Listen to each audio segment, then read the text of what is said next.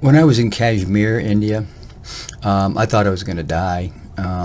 I got sick. I got dysentery or something, but it felt like somebody was stabbing me in the stomach for with a knife over and over for hours and hours. So I thought this is it, and that kind of plagued my trip in India the whole time, because I just always thought I'm dead, and the rest of this is just kind of purgatory or it's just hell.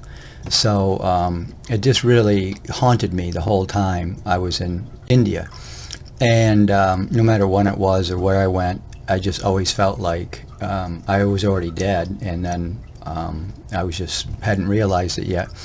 So it's just something that plays with your mind, because I was on the houseboats there in Kashmir, in Srinagar, and I just, I'd hate eating a couple restaurants, and that's what happens to you. I mean, I never saw a refrigerator once when I was in India, not one time. And, they even had them in, Korea, and I thought it was primitive in Korea. They at least know how to do things in Korea, but Indian people are always backwards. They don't figure out, if you take that cart and put it behind the horse, it actually works better, but they can't figure that out. But so I was up there and I was eating that, and they kept feeding me this tea, which I still drink to this day, and it's cinnamon cardamom tea, very common up there, cinnamon and cardamom. And so he says, this will take care of you. And their idea of boiled water is barely lukewarm. They don't know what boiled water is. You ask them for boiled water, you get lukewarm water. They're taking it right out of the river. You wonder how I got so sick. But I thought for sure I was going to die. I was so sick for days and days, about 2 or 3 days. I mean, I was just out of it, and they were feeding me this tea, and they charged me a fortune for this tea, and I got really pissed off, and because they were just overcharging me for this stuff. I remember that.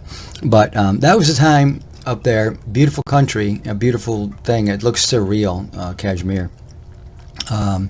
And you got all the mountains around you. They're all snow-peaked. And a week after I left Srinagar, and I went back down to Jammu, and I think I was heading for Dharamsala, where I saw the Dalai Lama. But 1 week after I left, it snowed up there, and it closed off the pass going from Kashmir down to the rest of India. There's only one pass. I mean, I was on this bus that, it's just ready to go over the edge of the cliff any second. This thing it was breathtaking, yeah, in a bad way.